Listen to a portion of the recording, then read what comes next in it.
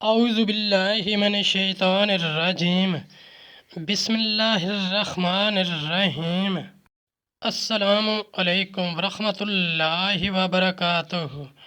برادران اسلام، میری تحریر: ان جبینوں کے نام جو صرف بارگاہ عزتی میں جھکتی ہیں، ان دلوں کے نام جو محبت رسول صلی اللہ علیہ وآلہ وسلم میں دھڑکتے ہیں، ان زبانوں کے نام جو رب ذوالجلال کی تسبیح و تحلیل اور رسول اکرم صلی اللہ علیہ وآلہ وسلم پر درود پڑھنے میں مصروف رہتی ہیں، ان اقلام کے نام جو شعائر اسلام کے تحفظ کے لیے کرتاس پیمائی کرتی ہیں، ان تعلیمات کے نام جو قرآن و سنت کی صبح آگہی کی نقیب ہیں، ان افکار کے نام جن کی محرابیں راست سمت میں ہیں، ان عقائد کے نام جو صحابہ کرام رضی اللہ تعالی عنہ سے لے کر آج تک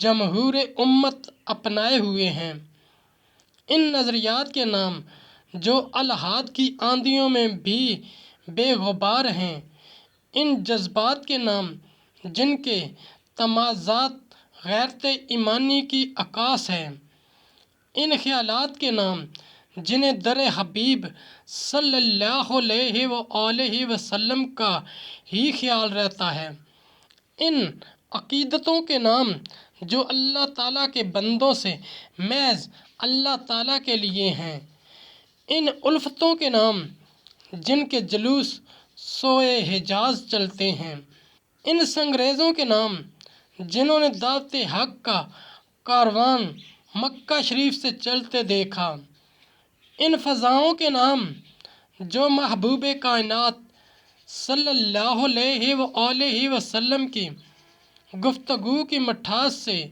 آج تک میٹھی لگتی ہیں، ان ہواؤں کے نام جو گنبد خضرا کو جا کر چوم لیتی ہیں۔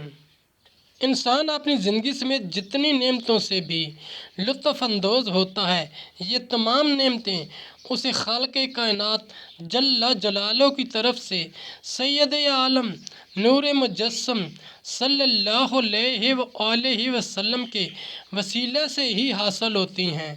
ان نعمتوں کے حصول پر اظہار تشکر کے لیے جہاں منعم حقیقی جل جلالہ کے حضور کلمات شکر کی ادائیگی ضروری ہے، وہاں جس وسیلہ جلیلہ سے نعمتوں کا حصول ہوا، اس کی بارگاہ میں ہدیہ درود و سلام بھیجنا آداب شکر سے ہے۔ بلکہ خالق کائنات جل جلالہ کا اس بارے میں مستقل حکم ہے۔ سورہ احزاب آیت نمبر 56، ارشاد باری تعالیٰ ہے: ان اللہ و ملائکتہ یصلون علی النبی یا ایھا الذین آمنوا صلوا علیہ وسلموا تسلیما۔ ترجمہ: بے شک اللہ اور اس کے فرشتے درود بھیجتے ہیں اس غیب بتانے والے نبی پر۔ اے ایمان والو، ان پر درود اور خوب سلام بھیجو۔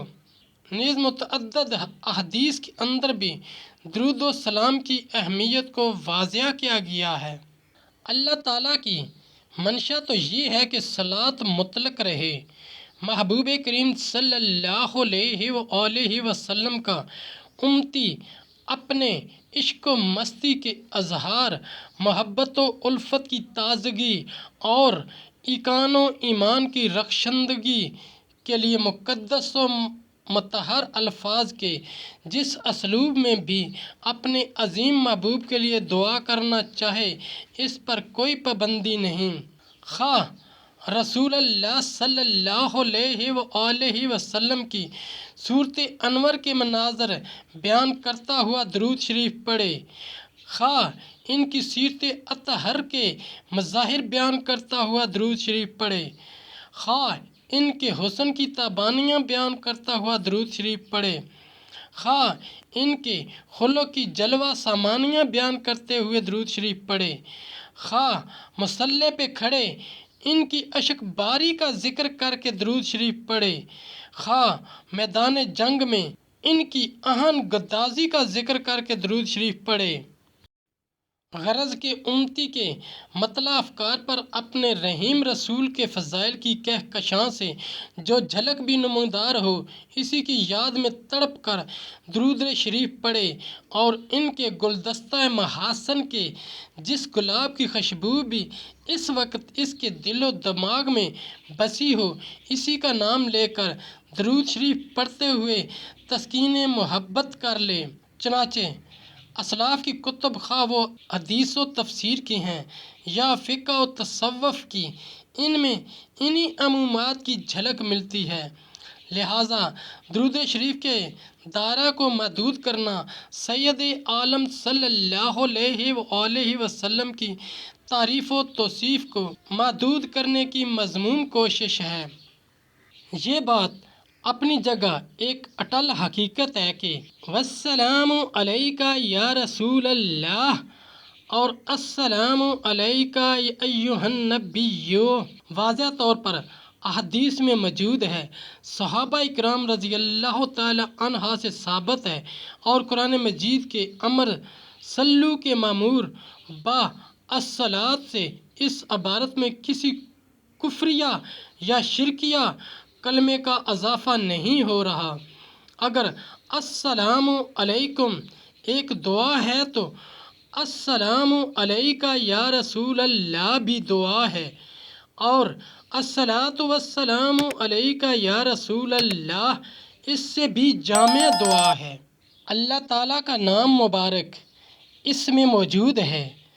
الصلاۃ والسلام علیک یا رسول اللہ میں اللہ تعالیٰ کا اسم گرامی تو موجود ہے، اور درود شریف کا مطلب ہے کہ اللہ تعالیٰ کی رحمت اور سلامتی ہو آپ پر یا رسول اللہ، کیونکہ یہ بات معہود ہے کہ رحمت و سلامتی اللہ تعالیٰ ہی کی طرف سے ہوگی، نہ کہ کسی اور کی طرف سے۔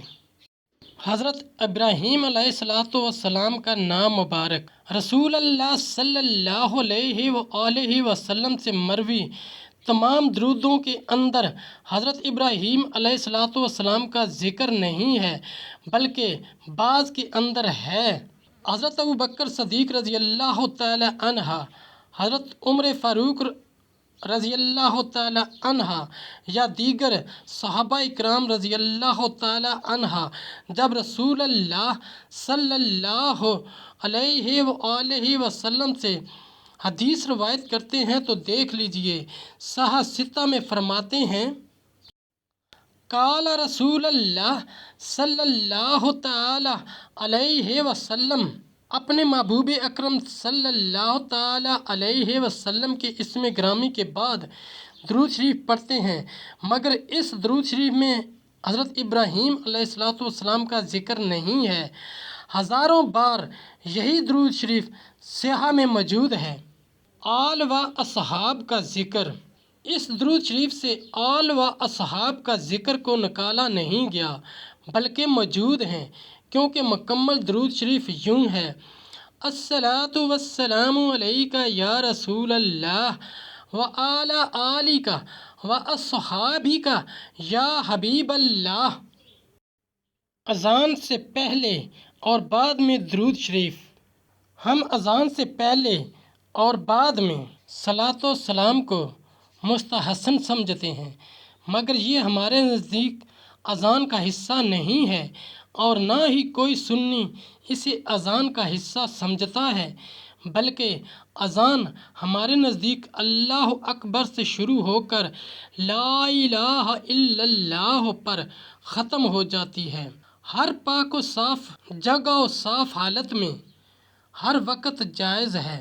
اللہ تعالیٰ نے یہ نہیں فرمایا صلاۃ و سلام پڑھو مگر اذان سے پہلے اور بعد میں نہ پڑھنا، اور نہ ہی سید عالم صلی اللہ علیہ وآلہ وسلم نے ایسی کوئی تاکید کی ہے۔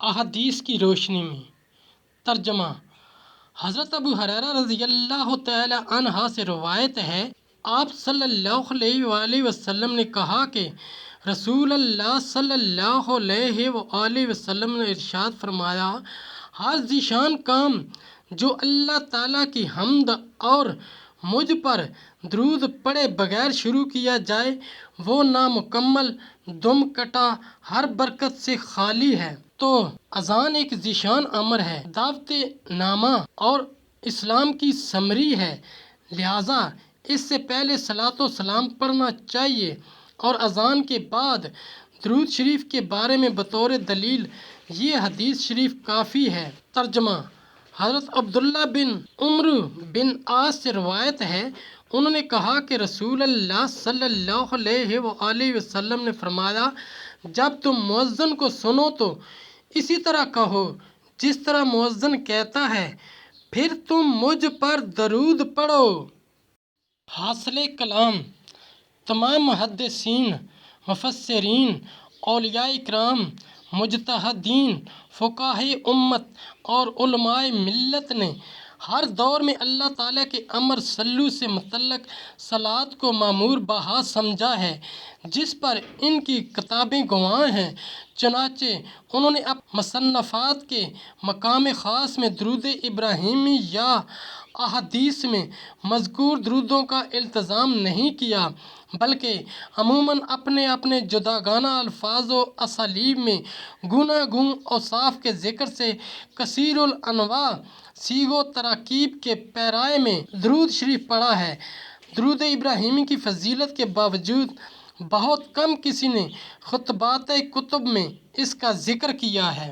میں نے قرآن و حدیث کے دلائل قاہرہ سے اس کے مکر و فریب کا پردہ چاک کر دیا ہے، جس سے اس کی کج فکری سب پر عیاں ہو گئی ہے۔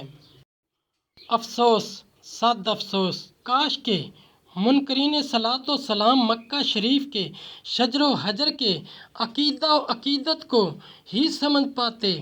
حدیث شریف ملاحظہ ہو۔ ترجمہ: حضرت علی مرتضیٰ رضی اللہ تعالیٰ عنہ سے مروی ہے کہ آپ نے کہا کہ میں نبی اکرم صلی اللہ علیہ وآلہ وسلم کے ساتھ مکہ شریف میں تھا۔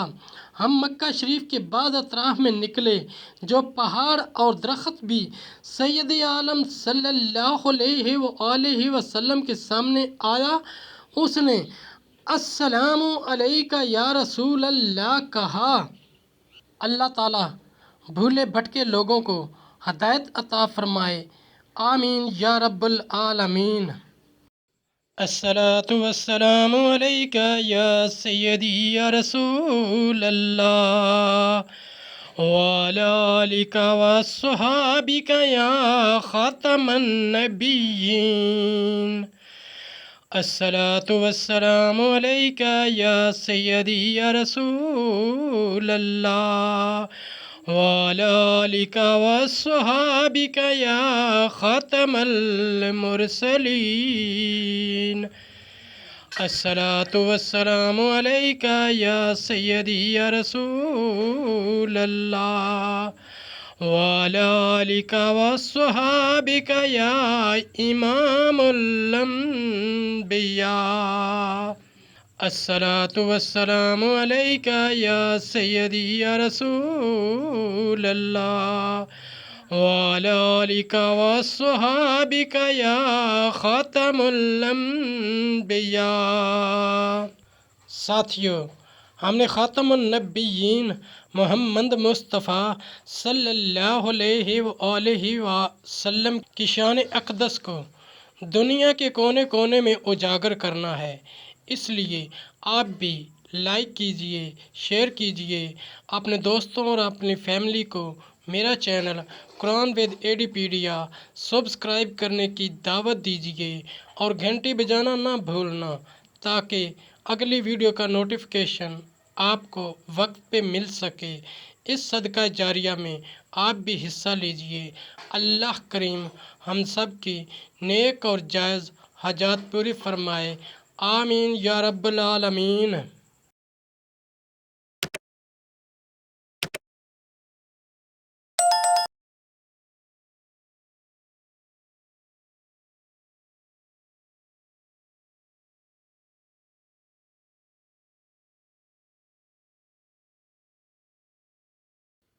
الصلاۃ والسلام علیک یا خاتم الانبیاء۔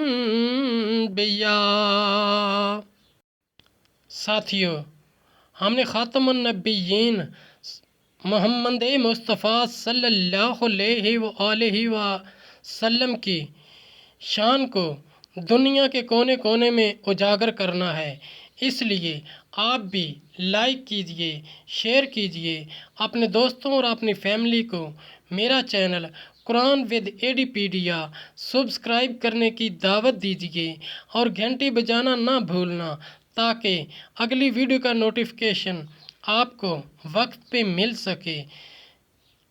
اس صدقہ جاریہ میں آپ بھی حصہ لیجئے۔ اللہ کریم ہم سب کی نیک اور جائز حاجات پوری فرمائے، آمین یا رب العالمین۔